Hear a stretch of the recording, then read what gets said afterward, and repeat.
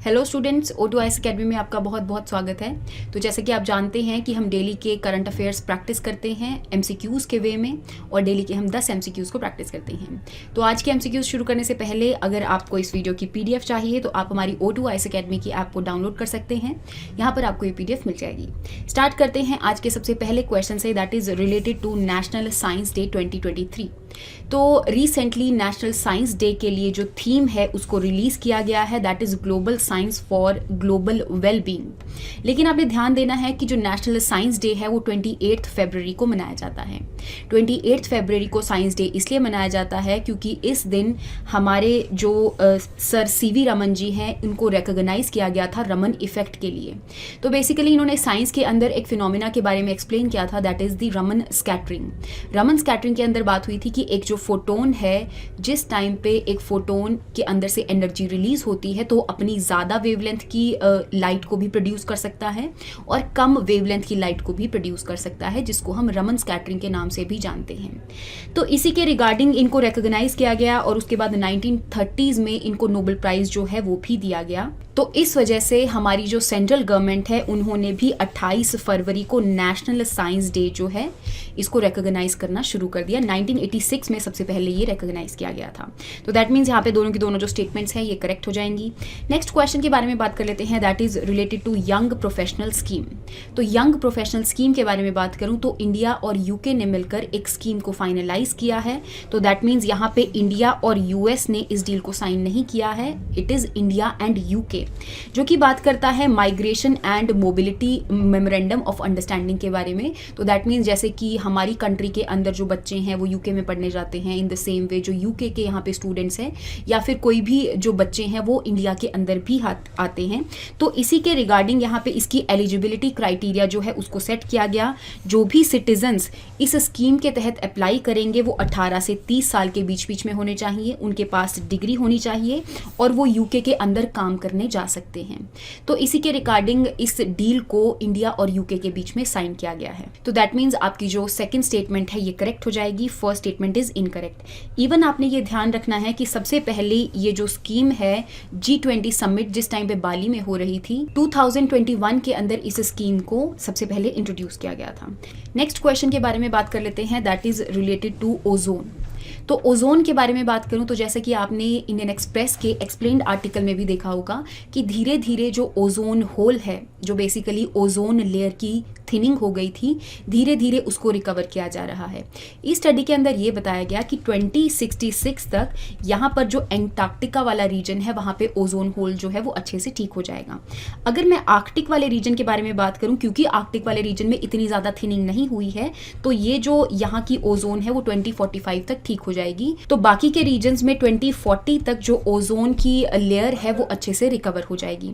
तो उसी के रिगार्डिंग यहाँ पे आपको ओजोन के रिगार्डिंग दो स्टेटमेंट्स प्रोवाइड की हैं, आपने इसमें से करेक्ट स्टेटमेंट को आइडेंटिफाई करना है। जैसे कि अगर मैं ओजोन लेयर के बारे में बात करूं तो आपको एटमॉस्फेयर की अलग अलग लेयर्स देखने को मिलती हैं, जैसे कि ट्रोपोस्फेयर हो गया, स्ट्रेटोस्फेयर हो गया, आयनोस्फेयर हो गया, थर्मोस्फेयर हो गया, एग्जोस्फेयर हो गया। जिसमें से सबसे नीचे वाली जो लेयर है ट्रोपोस्फेयर, उसके बाद second layer is stratosphere. Stratosphere के जो लोअर वाला पोर्शन है वहां पर ही आपको जो ओजोन लेयर है ये देखने को मिलेगी। ओजोन लेयर दो तरीके से बन सकती है, या तो नेचुरल फिनोमिना से बन सकती है जिसके अंदर जो सन की UV रेडिएशन है वो बेसिकली ऑक्सीजन मॉलिक्यूल के साथ रिएक्ट करती है और अल्टीमेटली O3 मॉलिक्यूल को बना देती है, या फिर ओजोन को आर्टिफिशियली भी बनाया जा सकता है जिसमें ओजोन को ऑक्सीजन मॉलिक्यूल को नेसेंट ऑक्सीजन के साथ रिएक्ट करवाया जाता है। लेकिन अब जो ओजोन बनती है वो अलग अलग मॉलिक्यूल्स की वजह से थिन होने लग जाती है। जो भी ओजोन की लेयर है वो धीरे धीरे जितने भी हम CFCs हो गया, HFCs हो गया, क्लोरोफ्लोरोकार्बन्स हो गया, उन सबको यूज़ करने की वजह से जो ओजोन की थिनिंग हो जाती है। और ये जो CFCs वगैरह हैं ये हमारे रेफ्रिजरेंट्स के अंदर यूज़ होते हैं। तो यहाँ पर ओजोन को ठीक करने के लिए अलग अलग जो ट्रीटीज़ हैं उनको साइन किया गया, जैसे कि एक मॉन्ट्रियल प्रोटोकॉल थी। मॉन्ट्रियल प्रोटोकॉल के बाद यहाँ पे किगाली एग्रीमेंट हुआ जो कि मॉन्ट्रियल प्रोटोकॉल की ही एक अमेंडमेंट थी। तो इसके तहत यहाँ पे ये ये बोला गया कि हम जितने भी रेफ्रिजरेंट्स हैं या फिर ऐसे कंपाउंड्स, केमिकल कंपाउंड्स हैं जो कि ओजोन लेयर को ख़राब करते हैं, धीरे धीरे हम उसको फेज आउट करने की बात करेंगे। अब क्योंकि हमने वो एग्रीमेंट्स को साइन किया था तो इस वजह से हमारी जो ओजोन लेयर है वो धीरे धीरे ठीक हो रही है। तो दैट मीन्स यहाँ पे आपकी दोनों की दोनों जो स्टेटमेंट्स हैं ये करेक्ट हो जाएंगी। नेक्स्ट क्वेश्चन के बारे में बात कर लेते हैं, that is related to Parshuram Kund festival. तो अरुणाचल प्रदेश के अंदर आपको एक परशुराम कुंड जो है ये देखने को मिलेगा, जो कि ब्रह्मपुत्र बेसिन के अंदर जो लोहित रिवर है, लोहित रिवर ब्रह्मपुत्र की एक ट्रिब्यूटरी है, तो इस रिवर पे आपको परशुराम कुंड जो है ये देखने को मिलेगा। तो आपने ध्यान देना है कि ये जो परशुराम कुंड है अरुणाचल प्रदेश के अंदर सिचुएटेड है। इवन परशुराम कुंड फेस्टिवल जो है मकर संक्रांति के टाइम अरुणाचल प्रदेश में ये फेस्टिवल जो है मनाया जाता है। मकर संक्रांति के बारे में बात करूं तो बेसिकली हमारे जो सूर्य देवता हैं उनको ये फेस्टिवल डेडिकेटेड है, और इस टाइम पे जो सूर्य देवता हैं वो धनु राशि से निकलकर मकर राशि के अंदर एंटर करते हैं। तो ये कुछ इंपॉर्टेंट चीज़ें हैं जो आपको पता होनी चाहिए। नेक्स्ट क्वेश्चन के बारे में बात कर लेते हैं, that is related to E epic. E epic के बारे में बात करूं तो जैसा कि आपने इलेक्ट्रॉनिक फॉर्म में अलग अलग और भी डॉक्यूमेंट्स को देखा होगा, जैसे कि ई पैन हो गया, ई आधार कार्ड हो गया, इन द सेम वे जो वोटर कार्ड है उसको भी इलेक्ट्रिक फॉर्म में यहाँ पर सेव किया जा सकता है। तो बेसिकली एक ऐप के अंदर आपको आपका जो वोटर कार्ड है तो वो आपको डिजिटल फॉर्म में प्रोवाइड किया जाएगा। इवन आप देख सकते हैं कि आप इसको डिजी लॉकर के अंदर भी सेव कर सकते हैं, जो कि एक सरकार के द्वारा ही प्रोवाइड करी गई ऐप है, तो उसके अंदर भी स्टोर कर सकते हैं। और इवन आप इस ई एपिक को प्रिंट करवाकर लैमिनेट करवा सकते हैं और उसको as a voter card use कर सकते हैं। तो यहाँ पे आपकी दोनों की दोनों जो स्टेटमेंट्स हैं ये करेक्ट हो जाएंगी। नेक्स्ट क्वेश्चन के बारे में बात कर लेते हैं, that is related to Sakhalin one oil and gas project. तो रिसेंटली ये न्यूज़ में इसीलिए है क्योंकि हमारी जो कंपनी है ONGC विदेश लिमिटेड, जो कि ऑयल एंड नेचुरल गैस की एक्सप्लोरेशन के लिए एक कंपनी बनाई गई है, जो कि स्पेशली फॉरेन कंट्रीज़ के अंदर अपना स्टेक जो है वो लेती है। तो इसके रिगार्डिंग बात करूं तो यहाँ पे आपको सकालिन आइलैंड जो है ये देखने को मिलेगा। तो यहाँ पे सी ऑफ ऑस्टोक के ऑफशोर रीजन के अंदर यहाँ से एक्सप्लोरेशन करने के लिए, ताकि यहाँ पे ऑयल की एक्सप्लोरेशन की जा सके। तो बेसिकली इस रीजन के अंदर हमारी जो ONGC विदेश लिमिटेड है उन्होंने 20% स्टेक लिया है। इसके अलावा भी आपको अलग अलग कंट्रीज की जो कंपनीज है उनका स्टेक भी यहाँ पे देखने को मिलेगा, तो इस वजह से ये न्यूज़ में थी। तो आपने ध्यान देना है कि ये जो सकालिन आइलैंड है ये बेसिकली रशिया के अंडर लाई करता है, कौन से सी के नज़दीक है, और ये जो आइलैंड है कौन सी कंट्री से बिलोंग करता है, इस चीज़ के बारे में आपको पता होना चाहिए। इवन आपको कई बार ये भी देखने को मिलेगा कि जो सकालिन आइलैंड है ये कई बार डिस्प्यूटेड टेरिटरी भी रहती है, यहाँ पे कई बार जापान और रशिया के बीच में। नेक्स्ट क्वेश्चन के बारे में बात कर लेते हैं, that is related to world Hindi day. World Hindi day के बारे में बात करूं तो जनवरी 10 को वर्ल्ड हिंदी डे को सेलिब्रेट किया जाता है, और उसके रिगार्डिंग यहाँ पे एक पर्टिकुलर थीम जो है उसको अनाउंस किया जाता है, जो कि आपकी ये करेक्ट हो जाएगी फर्स्ट स्टेटमेंट। नेक्स्ट अगर मैं बात करूं कि हिंदी डे, जब वर्ल्ड हिंदी डे जो है एक पर्टिकुलर डेट के दिन ही रिकॉग्नाइज किया गया था, और सबसे पहले ये देखा गया कि जिस टाइम पे वर्ल्ड हिंदी कॉन्फ्रेंस हुई थी नागपुर के अंदर, इंडिया के अंदर, तो उस टाइम पे सबसे पहली बार 10 जनवरी को ये जो कॉन्फ्रेंस है हिंदी के अंदर कंडक्ट करवाई गई। तो इस वजह से ही वर्ल्ड हिंदी डे जो है वो 10 जनवरी को मनाया जाता है। तो ऐसा कुछ नहीं है कि UN ने सबसे पहली बार इसको as a official language recognise किया था। तो आपकी जो सेकंड स्टेटमेंट है ये इनकरेक्ट हो जाएगी, आपका आंसर बनेगा 1 ओनली। नेक्स्ट क्वेश्चन के बारे में बात कर लेते हैं, दैट इज रिलेटेड टू ई संजीवनी।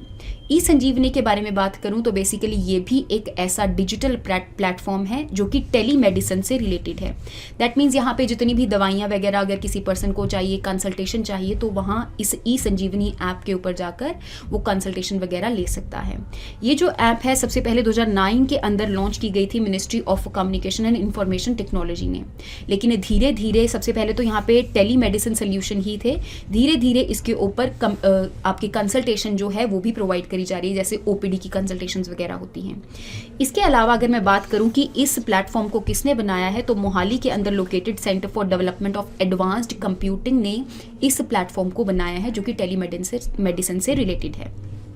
तो दैट मीन्स यहाँ पे आपकी दोनों की दोनों जो स्टेटमेंट्स हैं ये करेक्ट हो जाएंगी। नेक्स्ट क्वेश्चन के बारे में बात कर लेते हैं, that is related to Wayanad wildlife sanctuary. Wayanad wildlife sanctuary के बारे में बात करूँ तो रिसेंटली आपने न्यूज़पेपर में देखा होगा कि इस सेंचुरी के अंदर आपको ह्यूमन और एनिमल कॉन्फ्लिक्ट जो है ये देखने को मिल रहा है।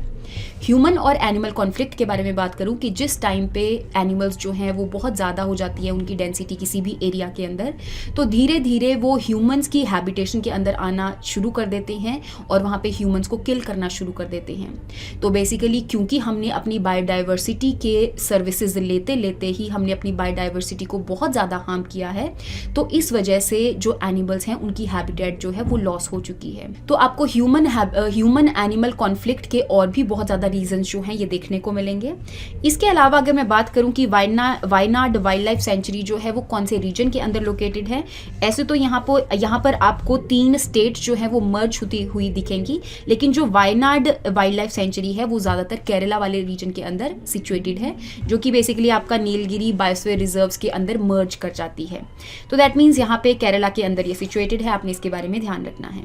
नेक्स्ट क्वेश्चन के बारे में बात कर लेते हैं, जो कि आज का आपका लास्ट क्वेश्चन है, that is related to chat GPT. Chat GPT के रिगार्डिंग मैंने पहले भी आपको एक क्वेश्चन सॉल्व करवाया था, आज भी चैट जीपीटी के रिगार्डिंग एक क्वेश्चन इंक्लूडेड है जिसके अंदर अलग अलग स्टेटमेंट्स जो हैं वो इंक्लूड करी गई हैं। आपने इसमें से करेक्ट स्टेटमेंट को आइडेंटिफाई करना है। जैसे कि अगर मैं चैट जीपीटी के बारे में बात करूं तो बेसिकली ये एक ऐसी ऐप है जो कि आर्टिफिशियल इंटेलिजेंस बेस्ड ऐप है। इसको एक प्लेटफॉर्म ने मिलकर बनाया है, दैट इज ओपन एआई। बना तो दिया था इसको नवंबर 2022 के अंदर, लेकिन अब रिसेंटली आपको ज़्यादातर इंडियन एक्सप्रेस के एडिटोरियल्स के अंदर, इवन द हिंदू के अंदर भी इसके अलग अलग जो यूजेस है उसके बारे में आपको एडिटोरियल्स देखने को मिले होंगे, तो इस वजह से ये दोबारा से न्यूज़ में है। तो अगर मैं बात करूं कि ये एक आर्टिफिशियल इंटेलिजेंस बेस्ड प्लेटफॉर्म है जो कि हमारी लैंग्वेज और टेक्स्ट को रिकॉग्नाइज करता है और उसी के बेस के ऊपर ये जो सोल्यूशंस है वो प्रोवाइड करता है। तो इवन अगर मैं बात करूं कि चैट जीपीटी के अंदर जो जीपीटी है that is generative pre trained transformer, तो दैट मीन्स ये एक ऐसा एल्गोरिदम है जो कि ह्यूमन की लैंग्वेज को एक तरह से रिकॉग्नाइज करता है, टेक्स्ट को रिकॉग्नाइज करता है, या फिर लैंग्वेज को रिकॉग्नाइज करने के बाद टेक्स्ट के फॉर्म में कन्वर्ट कर देता है। तो दैट मीन्स यहाँ पे आपकी दोनों की दोनों जो स्टेटमेंट्स हैं ये करेक्ट हो जाएंगी। ये एक आर्टिफिशियल बेस्ड प्लेटफॉर्म है, ये भी आपने ध्यान रखना है। तो आई होप आपको यहाँ तक जो क्वेश्चन है उनके बारे में समझ में आया होगा। नेक्स्ट क्लास के अंदर हम नेक्स्ट MCQs के साथ मिलेंगे। Thank you so much and have a nice day.